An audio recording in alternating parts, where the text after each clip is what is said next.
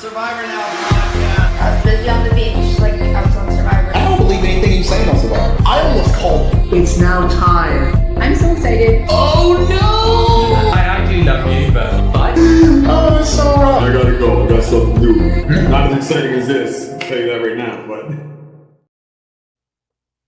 Hello and welcome back to another week, the final week for season 49 of Got Something For You.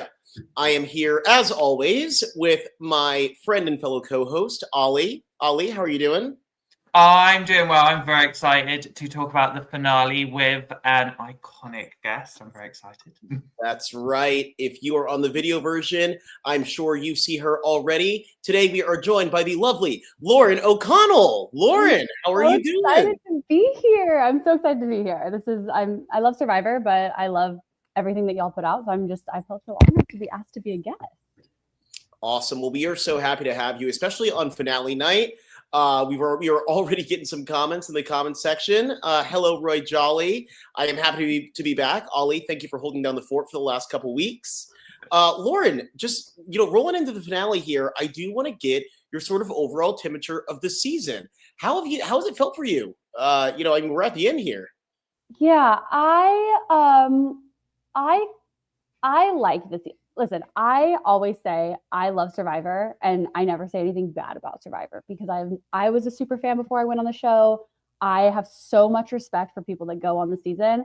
I felt like I kind of figured I knew who was going to win, so it wasn't a super big surprise for me, if that makes sense. And so I always tend to love the seasons where it feels a little bit more like a tight race.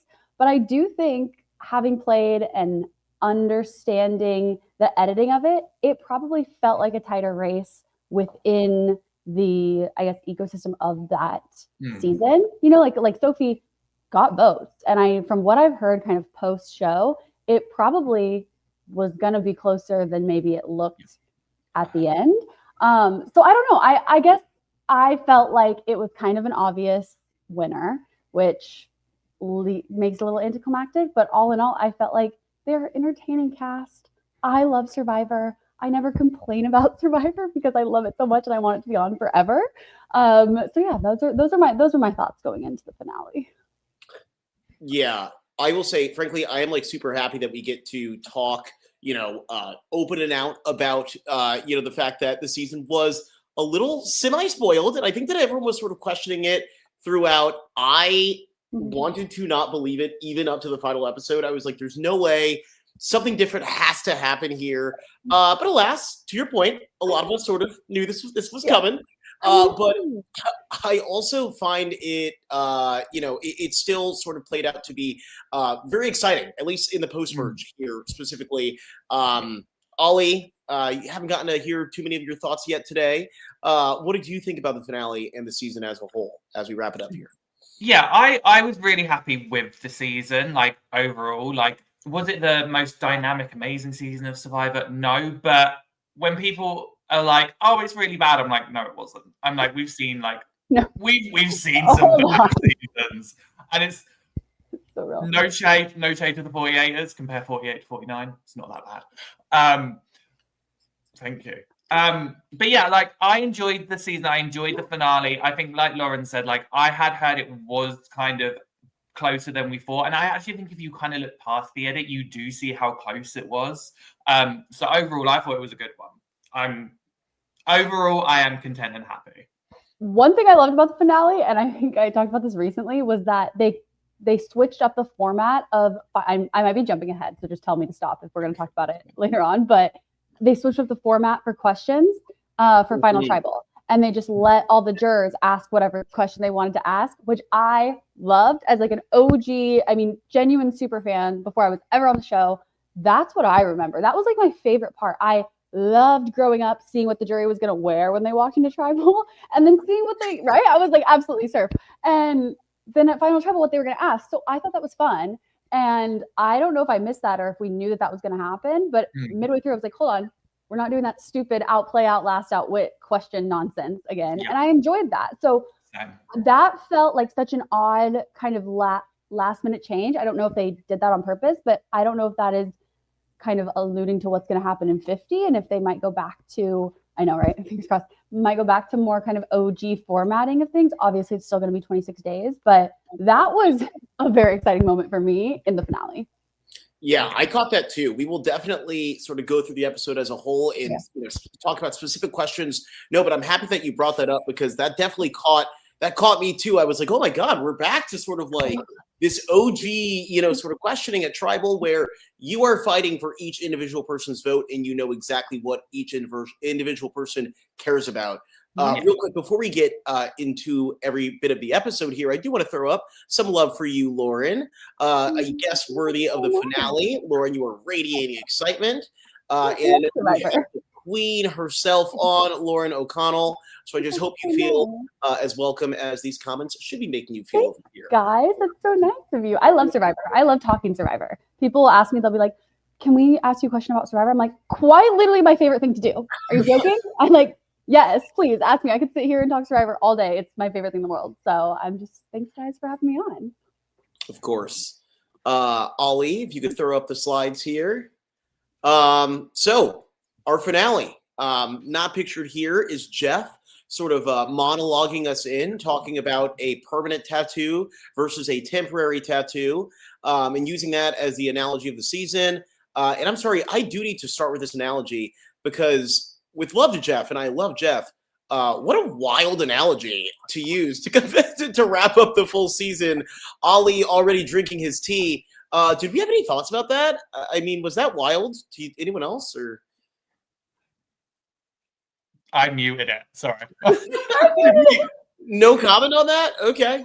What I will say about it is what was shocking to me from being on the show was that he genuinely does do that in one take.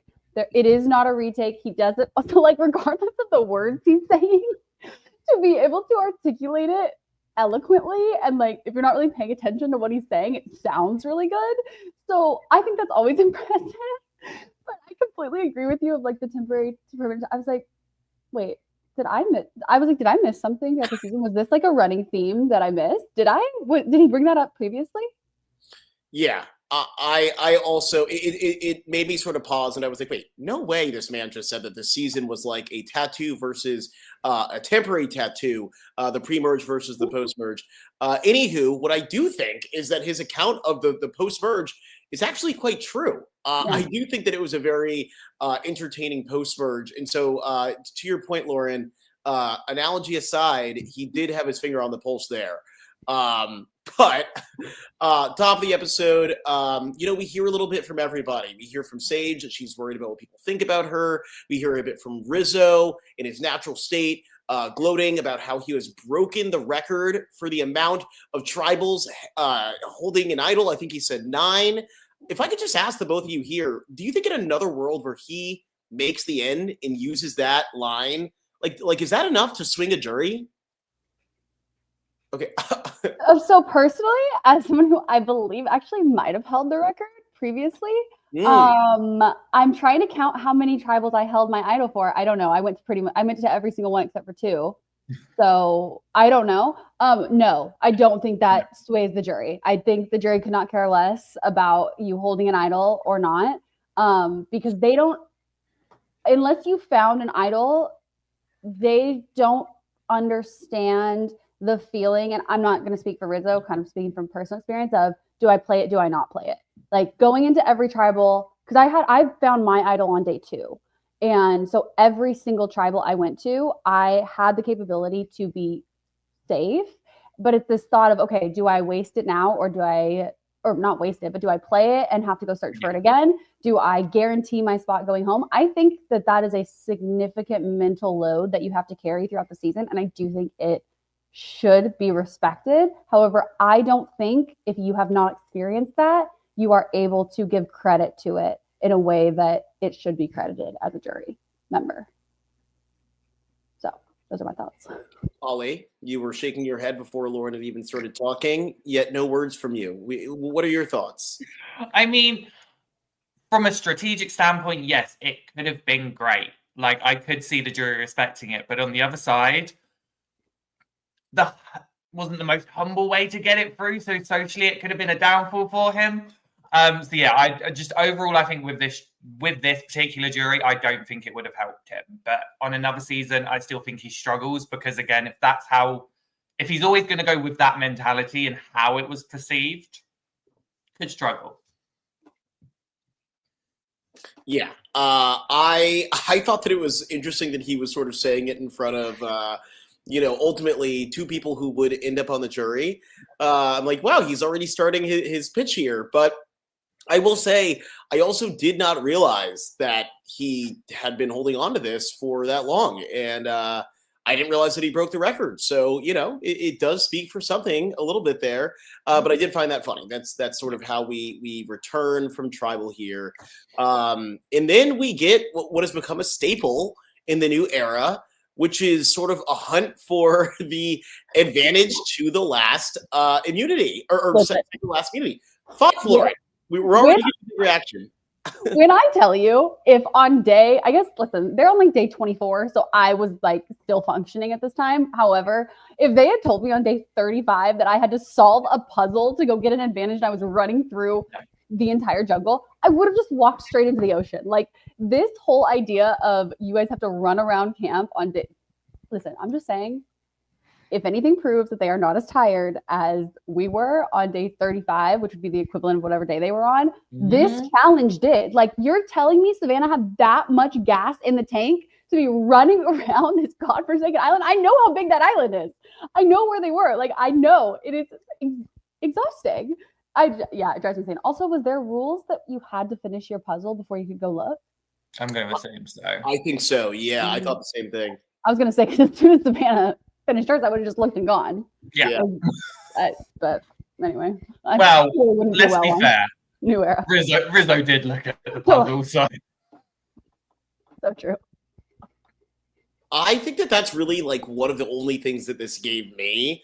I loved this sort of like, this storybook ending. Rizzo started the game in the premiere with himself cheating off of Alex, and then we see him here in the finale cheating off of Savannah. In the words of Rizzo, this is what we call cinema. And I found this so funny to sort of see the two staples of the start and the end of his game here.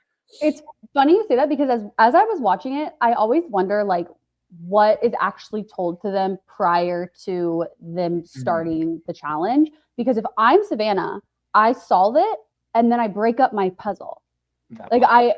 So that no one can copy it. Not that it was a significantly hard puzzle from what we could tell. However, I famously suck at puzzles, so not one to judge, but I would have just broken up my puzzle. So I always wonder like what rules were explained to them prior to actually having to do it. Because if you're just standing there, like everyone who comes after you, especially Savannah, who demolished them in the timing of it, I would have just messed up my puzzle so no one could see it. So I don't know. Questions for Jeff. I'll add it to my list. Lauren, I have a question. Who's better at puzzles, you or Rizzo? And why is it you? I fear it couldn't be me. Like, I swear. Like, you guys, I don't think you understand how bad I am at puzzles. And I didn't know I was as bad at puzzles until I was on Survivor. And I was like, great. So I'm going to add this to the list of things I suck at. I mean, genuinely the day I was voted out, we had this big challenge up on kind of this super, super tall thing. And I'm relatively afraid of heights, I realized when I was up there. Anyway, so Jeff is the entire time like, Lauren, more puzzle pieces falling to the ground than on her board anymore. Lauren, abysmal in this challenge. Lauren, absolutely no chance of coming back. And he was right. Like, I'm so bad. Someone commented on my TikTok, like, I would just be good at puzzles because I know what the Survivor logo looks like. I go, right. So we actually could look at the logo in front of me, and I still was not solving this puzzle, guys. It's harder than you think. So I have a lot of grace for people that don't know how to solve puzzles. Okay. I mean, look, it's a thing, and I'm going to actually point it out in both of the challenges for this episode. I think in another world where Rizzo is like, better at puzzles specifically, just that. If he only got better at puzzles, if everything else stayed exactly the same, I think that he has a completely different run through this game because I feel like he gets held up by puzzles in every single step of this game, including here. It's so puzzle heavy. Right. It is pretty puzzle heavy. Like, yes, 1,000,000%. Don't learn how to make, truly, I would say, if you are going to focus on one thing, learn how to do puzzles. Spend your entire time doing puzzles because it will save you more than it won't. Like, learn how to do that over making fire at this point. Like, I don't know. That's my opinion on challenges now. Like, why does it always come down to a puzzle? Well, look, alas, while everyone is digging on the ground, we see Soph finding the idol up in the tree, and she ends up winning this challenge or rather, I guess this sort of hunt for an advantage in the challenge. What do we think about this segment overall? Like, moving forward, is this something that we still want to see? Is this is it exciting for you? No, we're getting a no from Ali already. What do you think, Ali? I don't need it anymore. It's one of those, like, just focus on the challenge. Like, I want to know who wins Final Five, and then I want to know what the dynamics are. Because I feel like for the most part, this advantage has not helped anyone. Tell me I'm wrong, I'm fine. But for the most part, whoever's won this Final Five advantage it's not really helped them. So I personally don't mind advantages in challenges. I just don't care for this format because it's not furthering any type of relationship or strategy within the game. Like, I feel like they were kind of grasping at straws trying to get Savannah to be like, oh, I was really happy when Sophie showed up and I was really happy when Rizzo showed up, and then Sage got there and I was like, woo. It's like, right, we know. Like, it wasn't anything new or exciting. Like, we know you want to win the advantage and we know that you would rather your alliance members win the advantage. It wasn't interesting to me in a way that I think they think it is. Yeah. I don't mind the advantages and challenges if it's given to us in a way that, like, maybe they have to go find it in the middle of the night. Listen, I enjoy when people have to sneak away from camp in the middle of the night. It's funny. It's interesting. It's whatever. But it doesn't do anything for me except feel like a filler.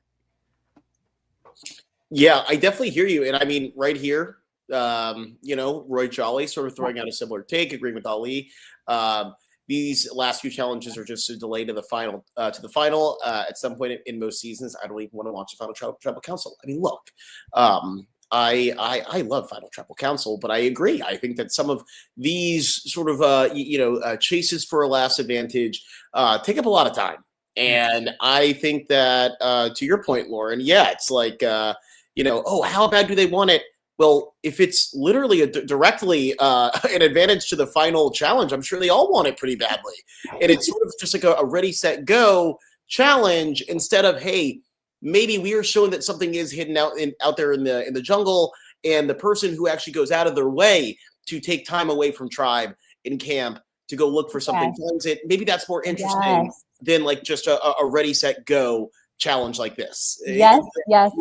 The point you just make about having to take time away from camp is such an important comment, because as someone who did not understand this prior to being on the show, being away from camp, especially when there's such limited amount of people, but at any point in the game, is a significant disadvantage. It takes, like, there is a risk reward there of, okay, I'm going to take time away from conversations that could be going on or that will go on if I walk away just by means of being suspicious of where I'm going. It is a risk reward that I want to see. I want to see people have to make that decision versus, oh, we're all together fighting for this advantage that we obviously all want. Like, I think that's such a good point, Phil. Yeah, thank you. And we're going to move on from here to the first challenge that Sophie has an advantage in, evidently. Big challenge, small advantage. That was sort of a big takeaway that I had here. I felt like, once again, despite all the time that we gave this hunt for the advantage in the challenge, I don't even think that it was that significant. It never is. No. Yeah. But again, I think that this is, some highlights from this challenge. Again, I think that it was massive. Christina took some big tumbles. Like some really big tumbles. I had to like shield my eyes at multiple times to be like, oh my God, Christina, no, that looks like it hurt. Let's see. I guess this is after the challenge, but Savannah having to accept her final tribal council win of the season covered in mud. That also called out to me. And the one where Jeff is like, and you tie the female record, and she's like literally just plastered in mud. I know. Any other highlights from you two? I think, listen, I think these challenges are fun. I enjoy them. I personally like when the challenges don't all come down to a puzzle. Like, I want to, like, it just feels like the rest of the challenge doesn't mean anything at this point. It gets, and I think that I've done that puzzle exactly. And it's a hard puzzle, but it just feels like in these last few challenges, I like an endurance challenge. I just do. I like Final 5 and Final 4 challenges to be an endurance challenge or something like that doesn't come down to a puzzle. So I don't know. I'm just never going to fall into the category of people that love a challenge that ends in a puzzle. Just my personal opinion. I can kind of get the puzzle end of it. I do love a giant obstacle course challenge though. Oh. Like I will say, like that part, like I do love that. Yeah, I think it looks cool. Yeah. The grandeur of it, I was like, I'm here for. I was like, the mud, no, but everything else, I was like, I can get behind. So I know. I want to be in their strategy meetings where they're kind of putting together this challenge, and Jeff goes, "You know what it needs? Mud, mud." And they're like, "Absolutely." And he's like, "But a lot of mud, like so much mud that the winner is going to be covered in it, absolutely soaked. They're just going to be dried in mud." And I also think if I had to do this challenge and I got so muddy, it's like, I would be so pissed because then I have to wash my clothes and now my clothes are soaking wet. Yeah. And it's the end of the night. So now all of a sudden my clothes aren't going to dry and I'm going to be freezing at night. Like just little things. But also the part I don't get is we've now seen this. We saw 47 do this where they put their buffs over their eyes. I don't understand why everyone's forgotten about this. Yeah. If I saw mud, they'd be like, your mic pack can go. I'd be like, my mic pack can go anywhere except my buff. Because my mic pack. No, that's so true. We don't see the challenge before they put our buffs on though. But that's a good point. Where was hers? Hers was on her arm. Yeah, she was fine. Yeah, and she's wearing a top, so it's going to be in her top.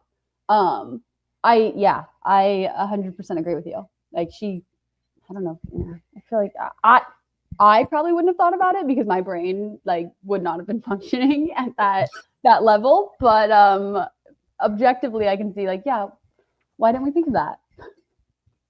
Yeah.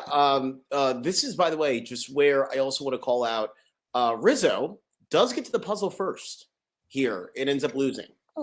And happened again for at the final challenge as well. And again, I just think it's interesting. Puzzles have been his kryptonite this whole entire season. Alas, Savannah wins this challenge and decides to take Sage on reward with her. Any thoughts about this? I loved the actual reward. I like the fact it was steak. And it was like a nice, decent piece of steak. Yeah. True. Yeah. My standout was that it was carrot cake. Like carrot. I also really like carrot cake. I like carrot cake is good, but it has to be good carrot cake. I know this is so not important at all, but I think when they said that, I go, carrot cake's kind of an odd choice, Jeff, because if it's great carrot cake, awesome, love. If it's not good carrot cake, it's bad. But I digress. The point is, I thought it was interesting she chose Sage. It felt like jury management in a way. Yes. I was waiting for one of you to say that. That is absolutely what I thought this was. I thought this was Savannah saying, Christina is not in a million years voting for me. Let me make sure that she is in the final three with me, and instead prop Sage up to be on the jury, but be happy with me. So let me take her out for this steak dinner and bond with her right before I send her away. That's what I thought this was. I did too, but then you get her later on saying that she didn't want Christina to go to the fort. So this is why I'm like, I thought it was jury management. Not really sure. Yeah, I found that really interesting. Yeah. I did. I think that comes down to obviously what we've never seen from the edit. Because I think the interesting thing for me was I think it was in this moment they did talk about, obviously, Savannah was like, I don't want Christina in the final four for fire making. And I was like, Christina is like the fire making threat. I was like, Thank you so much, editors, for showcasing this, because this would have been great to know. But like, at least we got it, and then we got like literally the 2-second montage of like Christina going with the flip. But yeah, I actually did think this was a wine and dine situation sent to the jury. But and then she flips around and she's like, "Well, we don't want Christina." I don't know. Maybe something was said during that, I guess, I don't know, reward that made her change her mind, or she didn't know going into it. Nothing that I thought was revolutionary information that we didn't know prior to that, but we could have missed something. But it was odd to me that all of a sudden she's flipping and she's like, okay, I do not want Christina in the final four, because I 100% thought this was jury management. Yeah, the only thing that I can think is that, Savannah would have wanted Sage to be happy. Rather, Savannah would have wanted to send Christina home at this vote, but just in case they can't send her home and Sage gets sent home, she wants to bring her on this reward so that she feels happy with her. But knowing that she's sending Christina over, she goes, well, no harm, no foul. She's not going to vote for me either way, so I'm not going to bring her. Maybe it was like that sort of safety net deal. And I'm sure she didn't want Sage in the final three. I'm sure she wanted Rizzo and Sophie. So ultimately, she figured Sage was going to end up in the jury as well. So I can see it. It was just an odd position. Yeah, but it seems like a lot of people are agreeing with you as well. It was surprising. Also, something from Roy. Yeah, this called out to me too. This whole dinner scene, they did not get to wash themselves off. Can someone tell Savannah she has mud on her teeth? Like, that's what I kept looking at. I was like, Sage, what the hell, dude? Tell her she has mud in her teeth. Like, right. We aren't allowed to look in mirrors. Like, we don't see ourselves. So we don't know. Like, you're looking at me, girl. Tell me. Crazy. Right. Crazy. She brings you for a steak dinner and you can't even tell her that she has mud on her teeth? Come on. Crazy. Ugh, the imbalance. I tell you what. It is all they didn't. Yeah. I'm trying to think. Yeah, we didn't really have mud challenges that I'm trying to think of. We didn't. They were so dirty. That's the thing. It's like within the realm of the challenge, you're like, oh yeah, they look dirty, but then they get to this kind of cleaned up, what should look a little bit classier dinner, and you're like, oh, so you are disgusting. Sucks. Literally. Alas, we also see the losers here back at camp, but they're having a conversation. It seems like they're all on the same page about sending home Sage. Obviously, that would be Christina's angle. I mean, it's, she sort of walks through how it's clearly between her or Sage, but it seems from this conversation, at least, like Rizzo and Soph are on board with sending home Sage. Given what actually happens, what is all this about? I have so many thoughts. I was and maybe I just missed something completely, but I was confused why there was, and maybe there was, and we just weren't shown it, but why there was absolutely no conversation between Christina and Sage about, hey, we could vote somebody else out, or hey, Sophie, Rizzo's gonna beat you. Why don't we split the vote, or why don't we vote for him? I know he has his idol, but that's still in conversation of, is he gonna play it? Is he not gonna play it? Whatever. But I thought it was odd that there was no there's two of you, and there's only 5 people. Like there was no conversation. So it was just Christina and Sage felt like, yeah, it's us. Like, you have 3 other people to play with. Why are we not at least trying? Maybe the 3 was so clear within the game that they're like, there's just no breaking this whatsoever. But it was odd that there was no conversation. And then also, I think this scene just in general was to try and showcase that Savannah had a stronger hold on that threesome than we would imagine if we hadn't shown this scene, because we then have to see the scene of Savannah coming and telling Rizzo, no, I know you want to vote out Sage, but that's not going to happen. We're going to keep Sage. That's what I got from this scene. I completely agree with you, because I mean, Phil, we can probably go to the next slide, because it is obviously the trio talking, and I think it was that thing of, I think it was also almost to try and be like, this is the trio trying to showcase that they can like make their games different. But in the same breath, it was Savannah kind of put her foot down and it was a weird one for me because it was like Savannah put her foot down and they were like, yeah, yes. But then it was, I've got to do something to like for my game. I'm like, then do it. I'm like, I'm sorry, you're at final 5. Like, I know that you love Savannah with all your heart, but if you've got to do that, you do it. And it just seemed like it was, for me, it was the editors trying to kind of make it seem like, oh, well, they could turn on Savannah. But I think in the end, we could all kind of see like they all wanted to vote together as a 3, which is absolutely fine. I respect it. But it was just, it was an odd one. I think just from this scene alone, I really think that this scene was one of the most, just from an editing standpoint, one of the most important scenes for the viewers to watch in order to further the story of why Savannah won. Because I think it showcases that Savannah, regardless of if that is true or not, what it showed the viewers was that Savannah was the one in charge, and that ultimately Savannah's decisions were the ones that they followed through with. Because if all of a sudden we see this threesome and Savannah's like, okay, yeah, like whatever you want to do, Rizzo, it calls into question her authority and therefore makes the story of why Savannah won more of a why did Rizzo lose? Yeah, I think that you nailed it right there. And if I were to start this conversation off, that's exactly what I would have said, is that this scene is included to show Savannah's power. Savannah's like, her implicit power, right? Even, and it's always talked about how, Rizzo has implicit immunity. Even when he's not playing his idol, no one is voting for him. Why are we not splitting the vote? I can't. I'm sorry. Right, yeah. I mean, when I tell you, I'm like, for the love of God. But it's just a dang vote. Truly. But I think that it goes to show that, like, here, even when they have a majority against Savannah's personal interest, they don't do it because there is an implicit understanding that this is boss. This is this is the queen of this hierarchy, and you do not go against the queen. And I think that is like that's a big reason why she won this season, is just, her being, her vibe, how it affects how other people are playing, 100%. And I think it's interesting you say that, because I will disagree a little bit that that's what Rizzo and Sophie were actually thinking in that moment.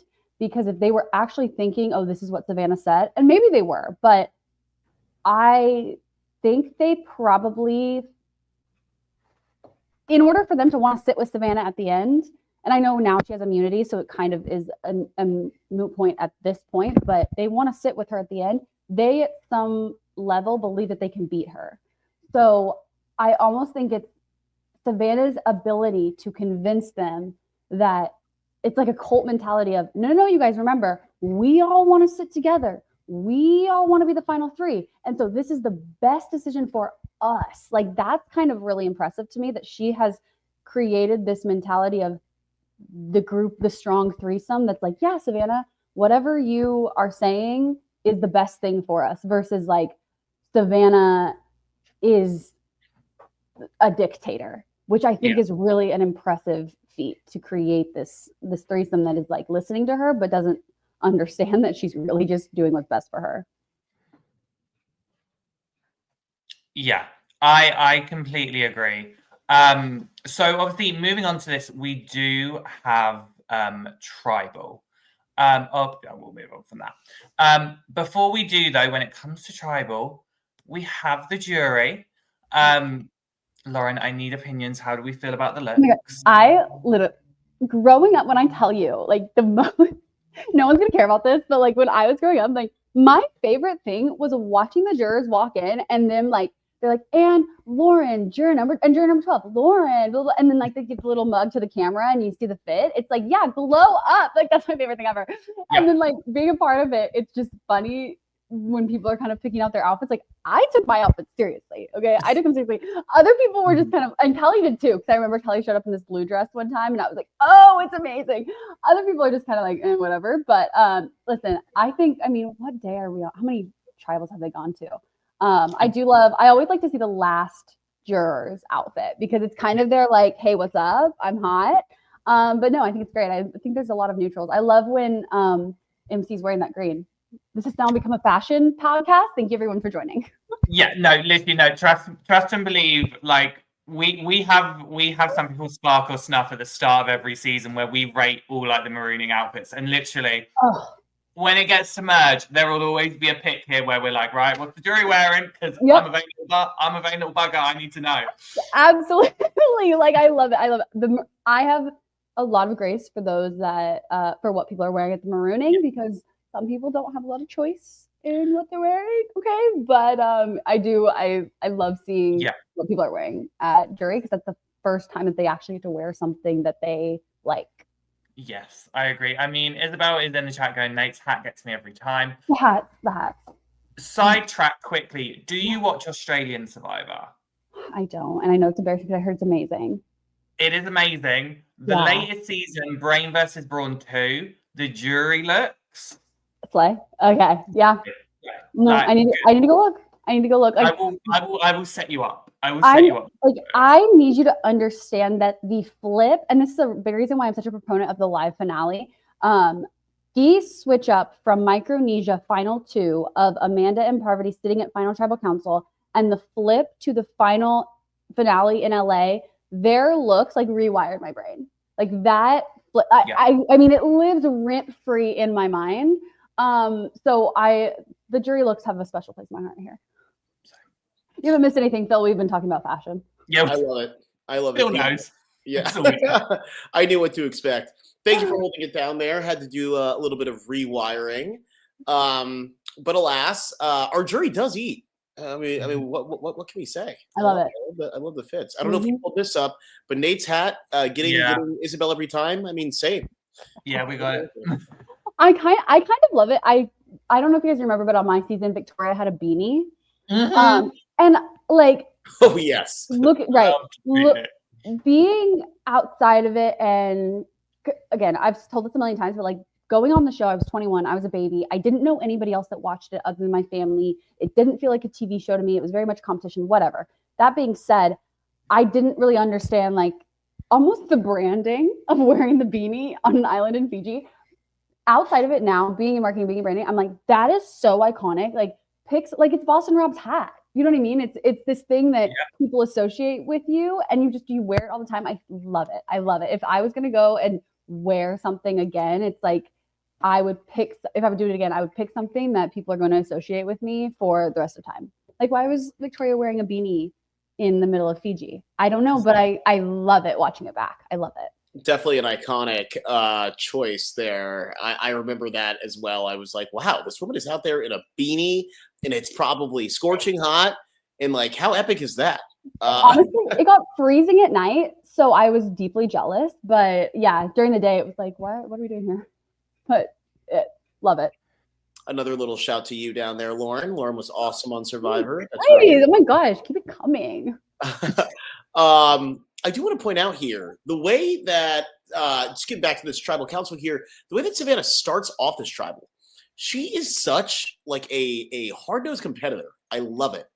I just think it's so interesting that even with Jeff asking Savannah, you just tied the female record. How do you feel about that? She goes, honestly, Jeff, I haven't even really thought about that because all I care about right now is winning the game. I'll talk to you about that when I'm sitting here in the finals or when I realize that I'm going to be sitting over there at the jury. That's when we can talk about that. Yeah. And just the way that she delivered that, I was like, this woman is stone cold. And like, she is focused on the win. I don't think I've ever seen a competitor like in this game that is as like, just like hardline focused on her vision of winning this game. I don't know why. It's every single time that she has a moment like that, it really called out to me. I was like, this woman is like just absolutely different. I don't know if that was just me there, but no, I completely agree. I would never know because I never wore the necklace. But I do think that tribal council is in its own a skill. And I say that because you're never actually saying what you want to say at tribal. Like, I use David from my season, phenomenal at tribal. I mean, just a phenomenal tribal speaker. And I think being able to slow your brain down and give a really articulate I mean, cutthroat answer is a skill, but I also think her having the necklace around her neck and being able to kind of be like, I'm super safe and still give that answer of like, I'm not focused on kind of just taking it slow and be like, hey, I can kind of chill in this tribal and be looking to the next one is so impressive. And so I guess it displays her character so well. 100%. 100%. Alas, Christina and Sage sort of have a back and forth at tribal. Again, I just think it's like so interesting that, you know, the two people that are now in a position with the least chance of winning out of the 5 of them are squawking back and forth, while the 3 people in power are just sitting there, peace of mind, sort of just smiling at each other, probably being like, oh yeah, we've got the 2 with no power arguing with one another over who gets to be number 4. Like, it really is a big change of where things were back in, I don't know, Final 7, Final 9. You know, go ahead, Ollie. But do you know what my favorite part of all of that was? Please. I'm not done, Jeff. Sorry. When Sage was like, basically, Jeff, shut up, I'm still speaking. I loved it. That was epic. That was epic as well. Okay. As soon as she said it, I was just like, oh.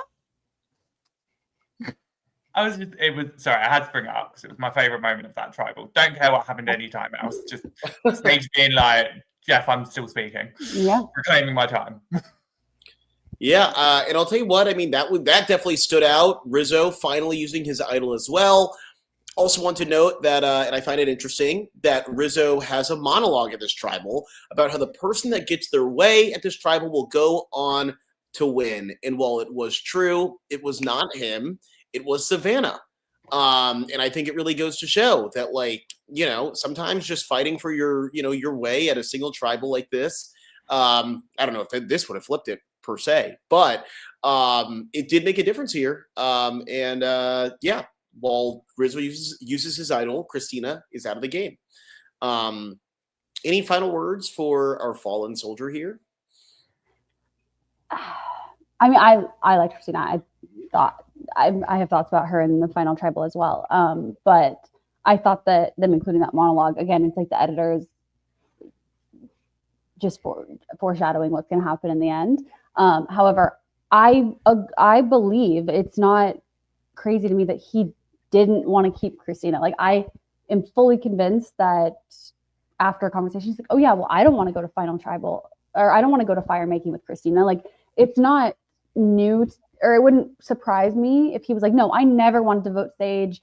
That was just like a one-off thing that they included to make it interesting. I can fully believe that, but it just goes to show the editors creating this narrative of why Savannah won and just really foreshadowing very hard. Yeah. I'm going to speak on Christina because I completely agree with everything you said and I have no notes left on that one. With Christina, I actually do really like Christina. I remember me and Phil said this on the first episode, like the premiere. We were so excited for Christina because there was just so much energy. I wish we got to see more of that. Was she the best player? No. But Isabel said it in the chat. Beautiful girl, great spirit. I just loved her energy throughout. And look, she may be a lovely girl, but she can also be a spicy juror, which I love as well. So yeah, nothing but love for Christina. We got a special place in our heart for those 5th placers. I hear they are objectively the hottest people on their seasons. I don't know who said that. I don't know who said that, but I do. I have heard that is the rule. I don't know. I've heard this. Mm-hmm. I tell you what, Christina's best moments are yet to come, and I don't even know if she knew it. Because yes, we will talk about her at Final Tribal, because that was absolutely incredible. But until then, look, I mean, you know, there's a place for different types of survivors. She was a lot more of an emotional player, an emotional person out there, but I do think that one thing that no one can really, you know, dispute is that she was not truly herself and consistent to who she was out there. She did not let other people change who she was. And I feel like we really did get a feel for her essence. Even if she was not this knockout gamer, you know, cold-blooded, you know, killer out there. You know, she was Christina. And I'm happy that we got to see her play.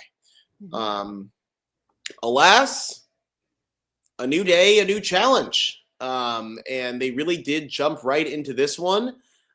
This was another challenge. I guess, since we jumped here to the puzzle, it is a challenge where Rizzo got there first and by quite a bit and could not even get the table maze together.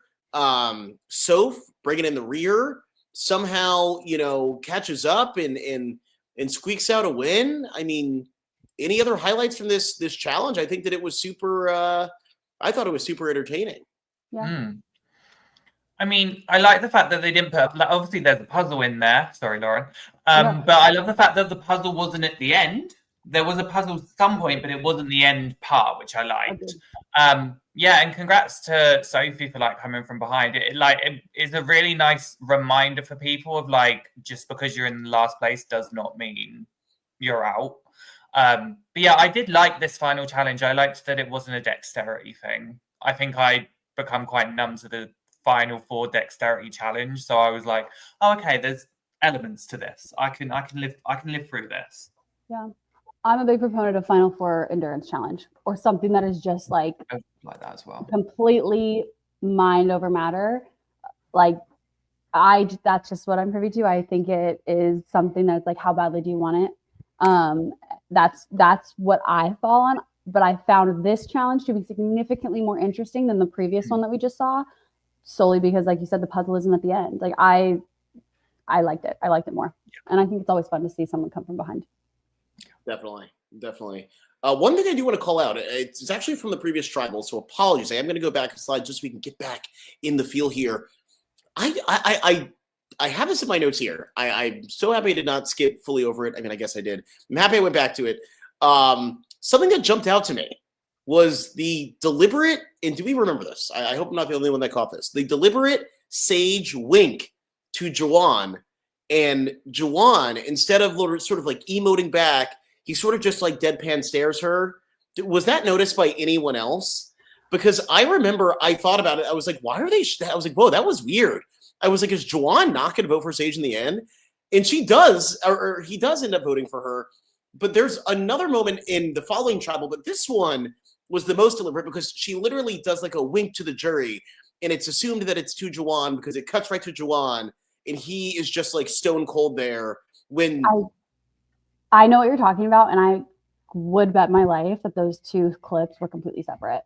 That they didn't have that. What they showed of Jawan was not anywhere close to the same time in which she winked, because they did that a ton on my season of showing jurors' reactions to things that were not the same as kind of ours. They showed Kelly's reactions sometimes to what I would do at tribal that were not what happened in real life, whatever, real time.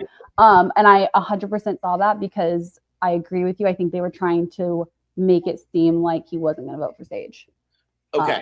Yeah. Because I also felt like that was also a very, very, a likely possibility that they just sort of spliced this together. But then there still stands a question where it's what did they want us to do to make of that? And on the rewatch, I noticed it on the first watch, but on the rewatch, I was like, wait, that is so deliberate. They have her winking towards the jury, and Jawan doesn't look impressed when we had him just tribals ago flexing when Sage is making moves, and I was like, what? I was like, whoa, that was different. Sorry, just didn't want to skip over. I completely agree. I think they use that. I think that they use the jury's reaction in a way to manipulate the viewer, probably more so than anything else in the post edit. That's what I think. I think that they splice things together in a way that tries to craft this story of what the jury thinks of what ultimately ends up being the final 3. But I do think it was a way to kind of set us up of is Jawan going to vote for Sage? Is Sage going to get any votes? Before we even knew she was in the final 3. Yeah. I mean, shoot, it definitely called out to me. Yeah. But yeah, back to this challenge here. Soph wins, and I'll tell you what, she whips through the table maze. It was unreal to see her make the first ball specifically. It was almost like she just, absolutely zoomed through it. There was a nice little tribute to her grandmother which is always appreciated. Loved that.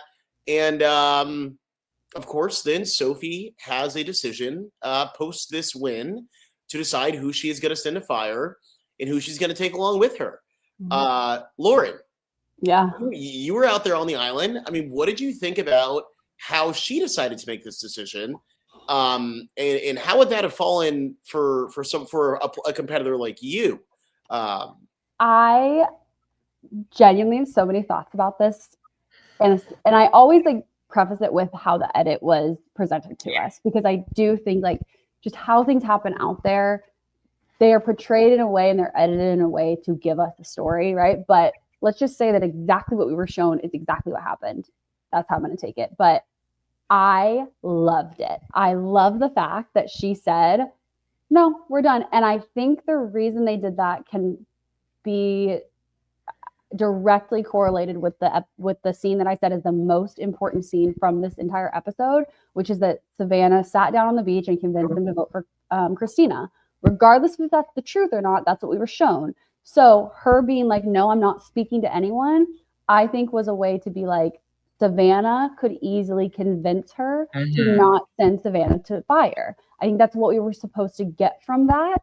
And I think from what I saw, it is possible Savannah could have convinced her not to send her to fire.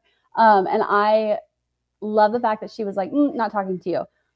I think it is odd from a personal standpoint to be so close to these two people from what we've seen, to be your ride or die since whatever, and then to not tell them anything is very odd.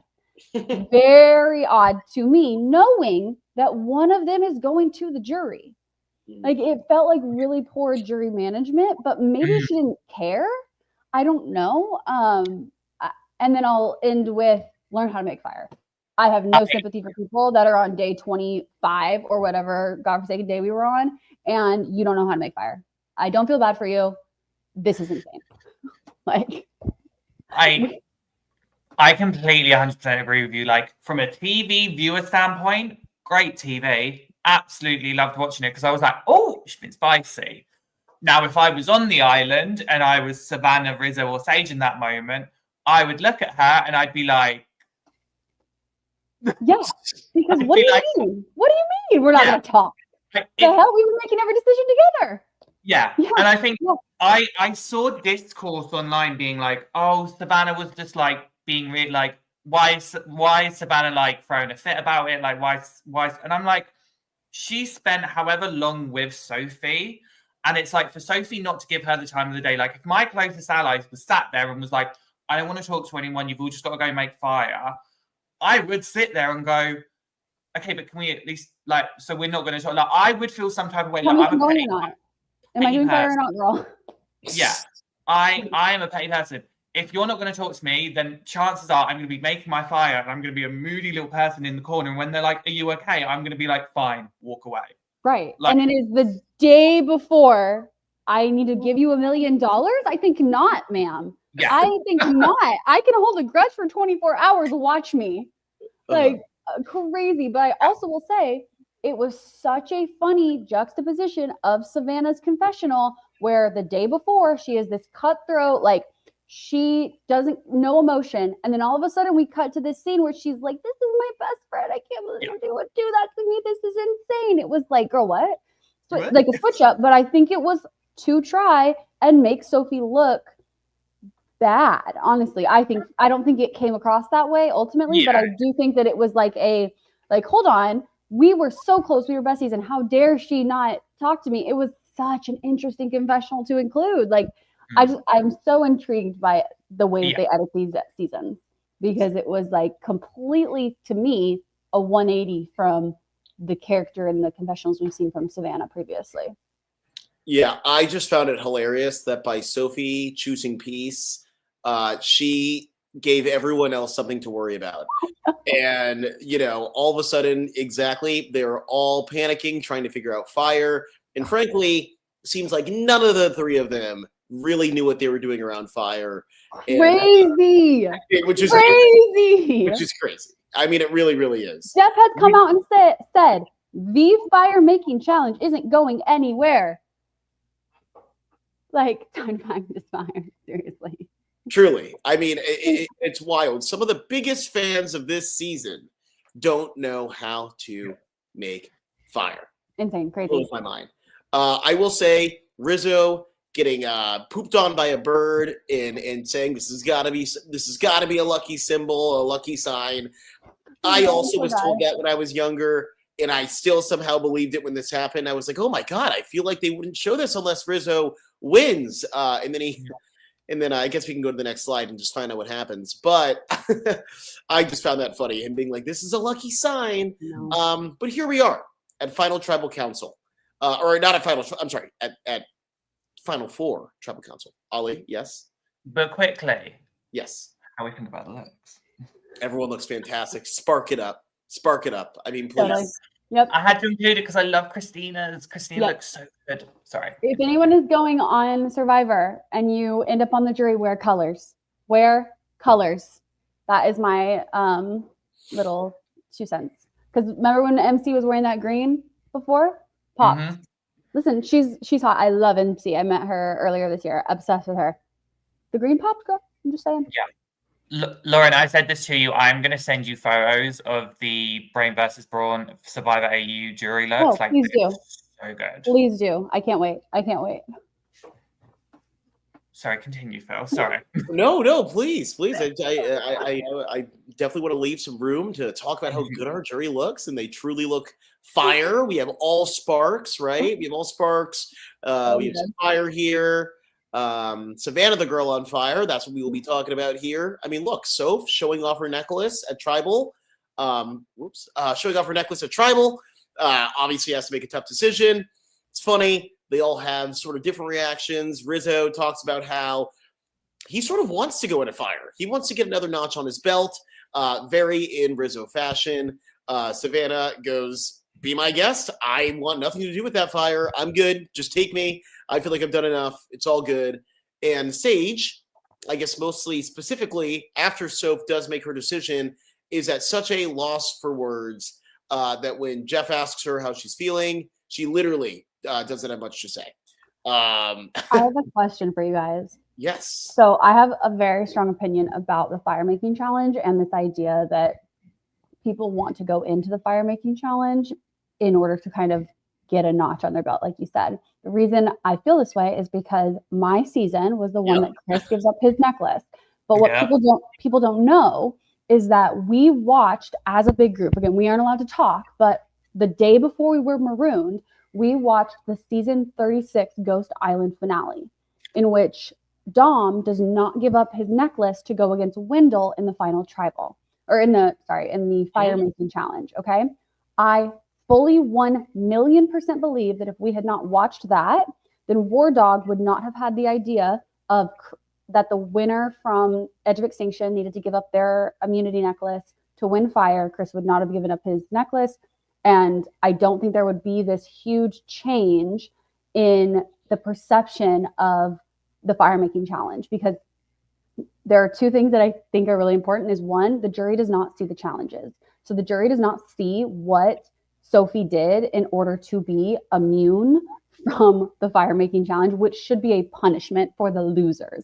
It's not, but because the fire making challenge is in front of the jury and the jury is seeing this kind of win, it becomes such a prominent example of, like you said, this notch on the belt. So I want to know y'all's thoughts on, do you think that it is important for someone to put themselves into fire? Do you think that should be okay? Do you think that should be such a it's just such a conversation every single season of, oh, should I go into fire so the jury is impressed? It's like, nope. Why? And I do think it was my season that completely shifted the narrative. I definitely agree that it's Ollie. I feel like you might have a quicker response. Go ahead.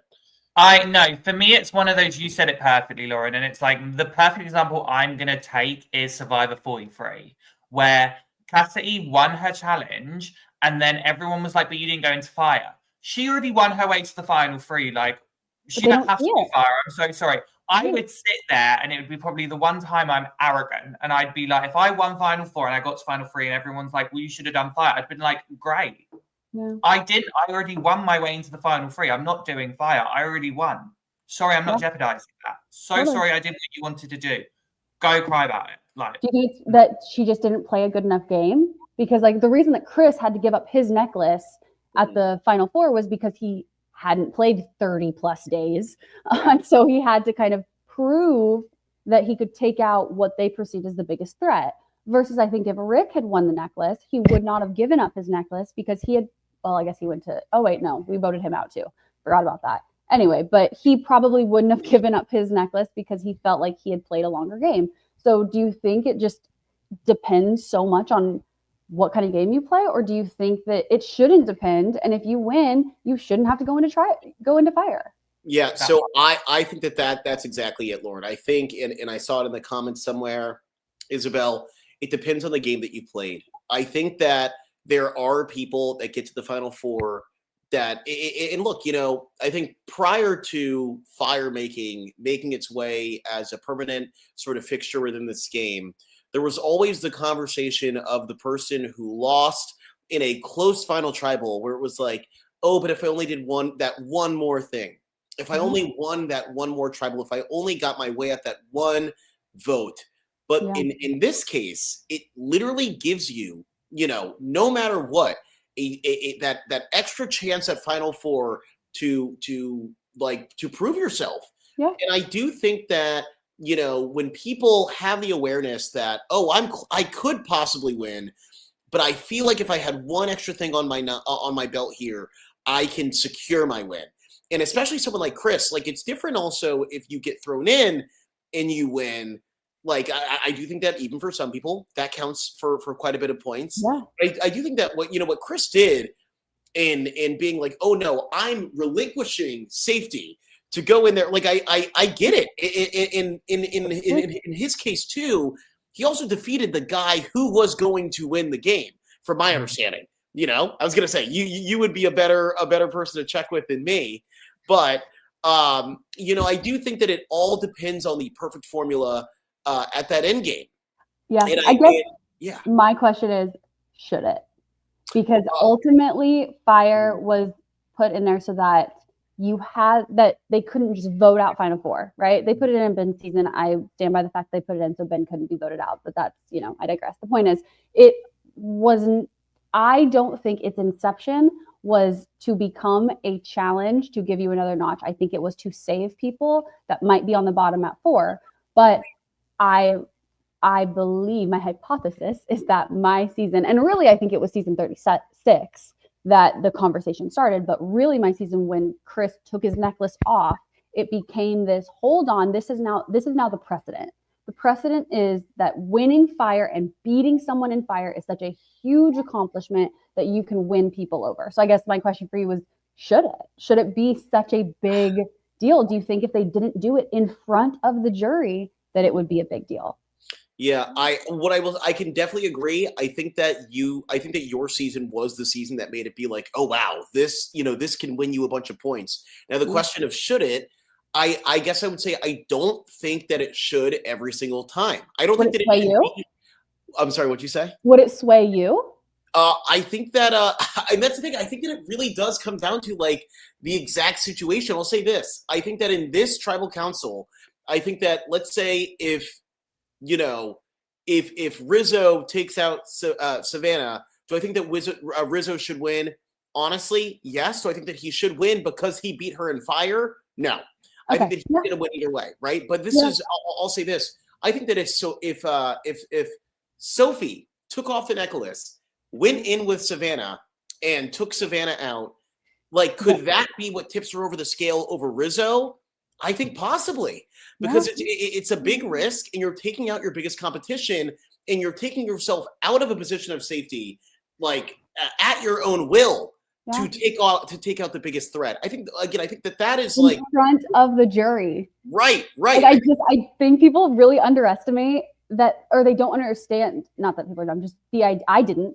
The jury doesn't see the challenges, guys. They don't see what's going on at tribal. Like, jury performance. Rick was so good at this on my season. He really was. of just like really showcasing what's going on at camp, because the jury get this much of the story and they only get the story the next time the person comes to Ponderosa. So it's like the fire making is the last thing that they see before they go to final tribal. It's so interesting to me. Yeah, and here it is, and I think that it clearly is such a show. You got two competitors sitting there.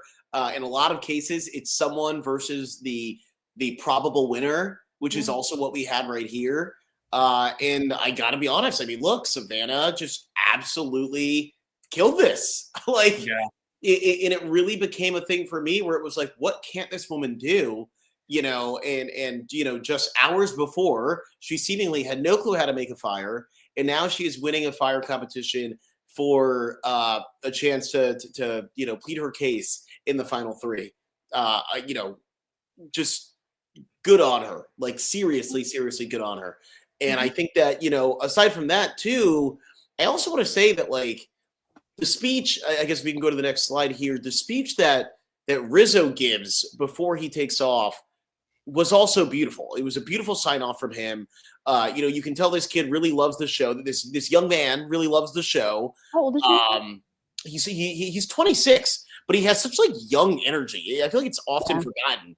I catch myself being like, oh, this young guy. And then I'm like, wait, he's like almost my age. I mean, no, 26 is young. I stand by the fact that I do not think you should go on Survivor until you are post 30. I stand by. I 100% believe that, and I can say that because I went on when I was 21. I was a baby. Like, I was a baby, and I do not think that your life experience, or he did fantastic, but the reason I asked was because you're right, he does give off that young energy, but he was very well spoken in that final send off, and I was like, interesting. I 1,000,000% was not articulate enough, or also was probably deprived of all nutrients at that point, but wouldn't have been able to, and was never able to give something as articulate and well thought out as that. So it was very impressive. Yeah, I thought it was beautiful. And it really encompassed just his joy for the game, his grit, the fact that he was out there playing his first time like it was his second. And evidently he does get a second chance in 50. We'll get to that. But I feel like he totally deserves it. And it's just, and he got Riz God from Jeff Probst. I mean, outside of a win, what more could this guy ask for? Truly. Any other final words for the guy? Ollie, I'm sure you were biting your tongue to say something. Bye, Rizzo. Bye. I was not the biggest fan of Rizzo. I think everyone that watches this stream knows. But I will respect the fact that he did play hard. Like, I cannot deny the hustle that he did. Were the theatrics needed all the time? No, but that is the beauty of the show. He is. I've known of Rizzo for a while before this because he plays orgs, so he is familiar with what to do with Survivor. So I knew he was going to come in and be a showman, and that's what he was. So all fair play to him.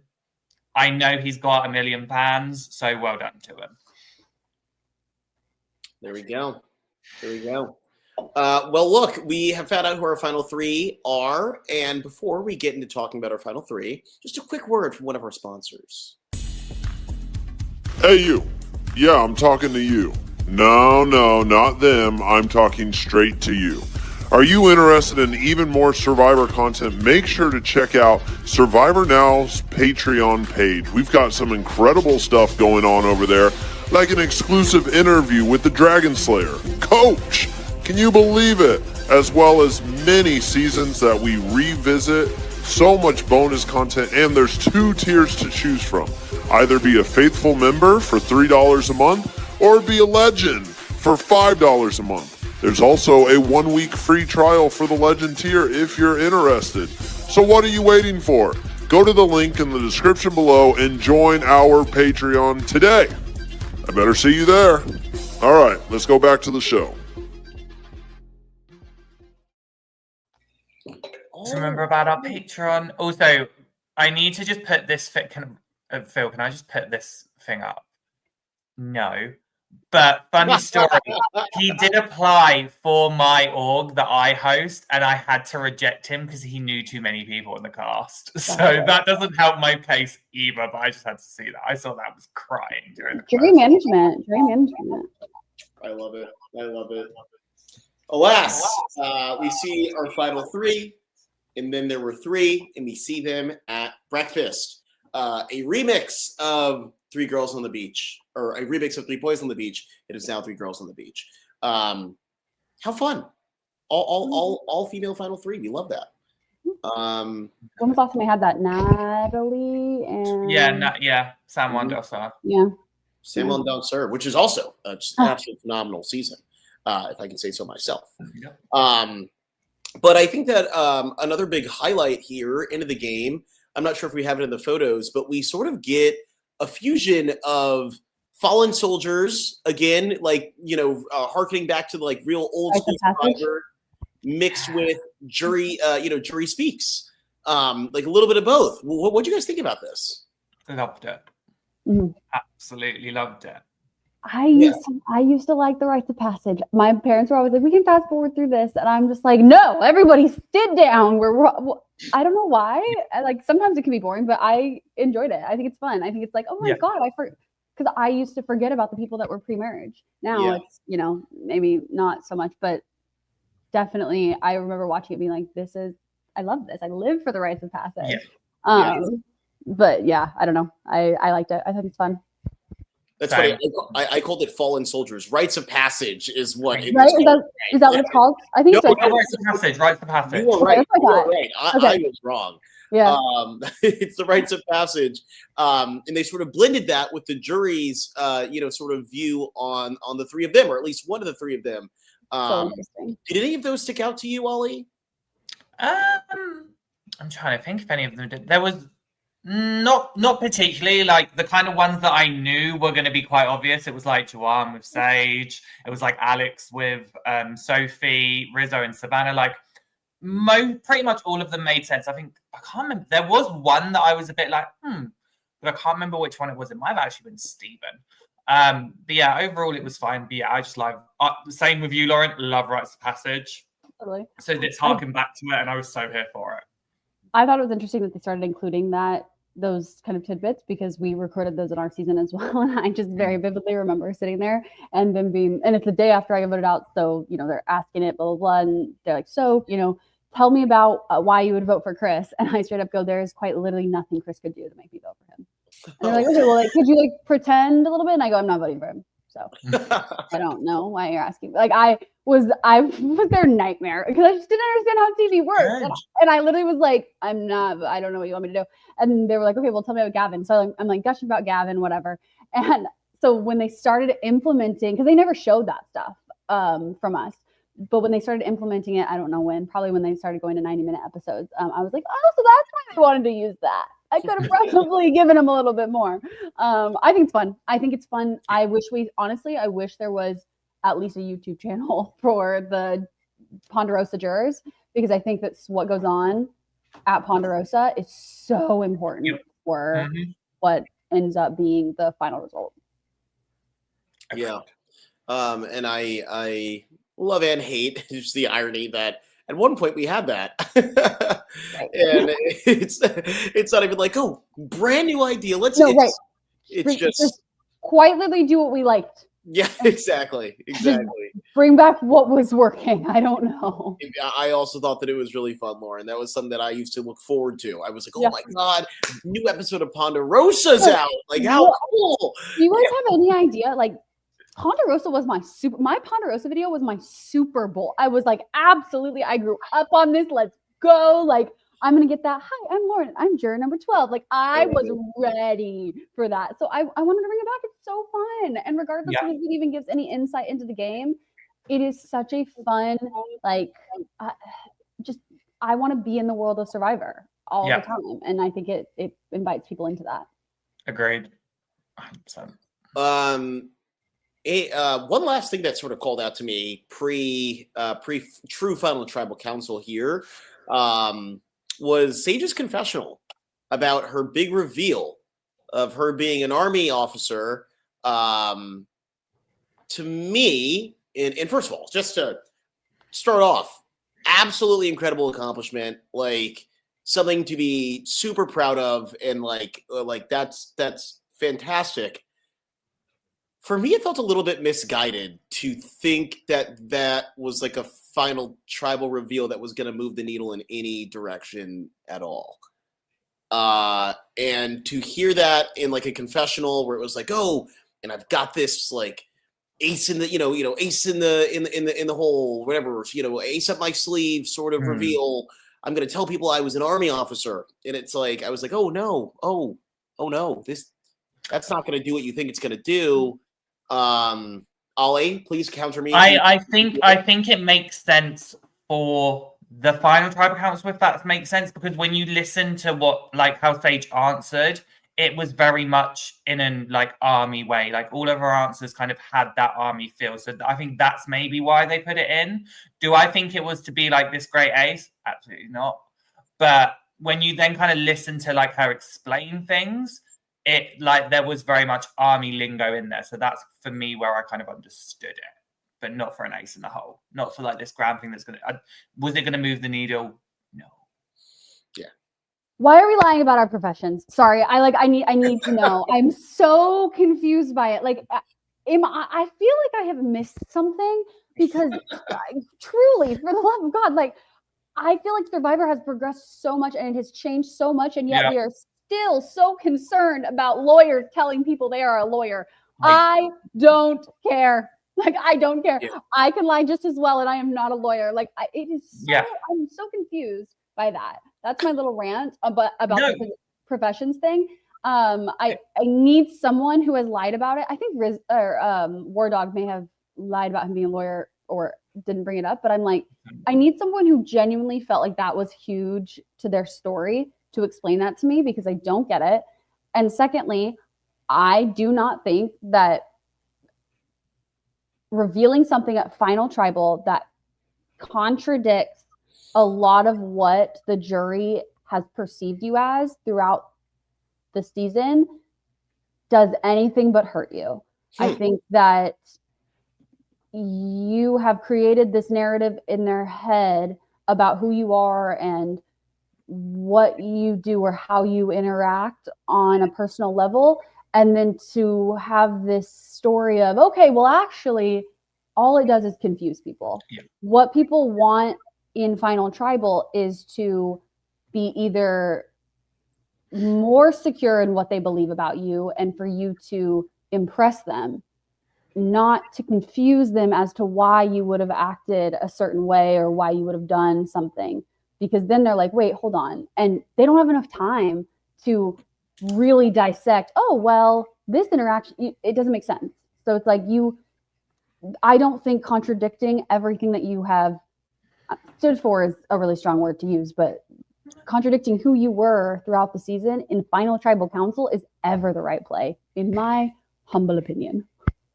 Honestly, I think it's something that you said there where it's like, it's just, it defies, it's sort of just like defies what everyone, like, if anyone did feel close to you, it feels like it could only really take away votes. Right. I do think that the rare time where it does work out is in like a Marianne situation where it shows that you had more control over your game and the game as a whole than anyone realized by being like, oh yeah, and remember last Tribal, Mike played an idol for me. Guess what? I had one the whole time. Absolutely. Like my computer always does that. I don't know why it does that. I'm happy you agree. But I do 100%. If you, I guess I'm more saying like as on a personal level, yes. like I'm who you are at your core. Don't contradict that, because the few people, like you said, that felt close to you are going to be confused, and the people that weren't close to you are going to be like, wait, what? Yeah. If you can go back like Marianne and showcase, hey, this is what I did here, this is what I did here, this is what I did here, and lay out your game, impressive. Absolutely. Yeah. I completely agree with you. It's just completely contradicting who people might perceive you are as a person is very confusing. Yes. And the jury doesn't have enough time to dissect what that means. And you think they do because you've been living with it. You just have to understand that they know you for who you are on the island. Just talk to them about your game. And I think it's a big difference between, say it like just not mentioning it, or then saying like, oh yeah, I said I was a teacher, but I'm actually a lawyer. Like, to me, like, cool, I don't care. Like at the end of the day, I would sit there and be like, nice, okay, cool. But it's on the adding of it. if you would sit there and go, because so many people would be like, I was honest, I was loyal, I did this, da da da da.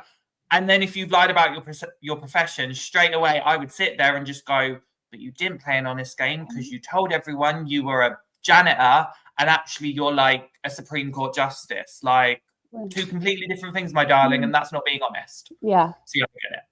Yeah. Alas, here we are. We've made it to final tribal council. Just a quick shout to our jury. They all look gorgeous. We have these three. We have these three. And as we sort of spoke about, I like this return to form for tribal. We sort of have opening statements followed by each individual question from each individual person on the jury, and they can address it to whoever they want. And then we get a closing statement from each of them, and they get to vote for the winner.